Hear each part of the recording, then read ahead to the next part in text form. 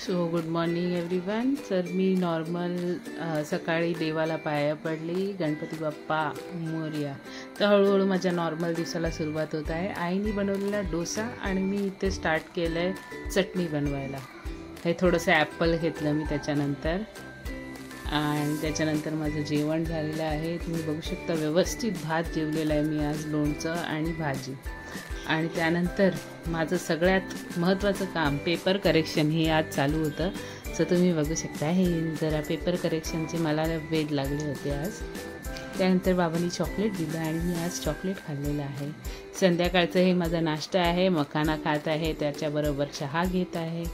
आणि हा संध्याकाळी भाजी बाबांनी काढली होती, त्याच्यानंतर घरची भाजी, ही घरची भाजी दुधीची, आणि ही नाचणीची भाकरी, आणि त्याबरोबर माझ्या बहिणीने पाठवलेलं स्वीट पण होतं. So thank you for watching.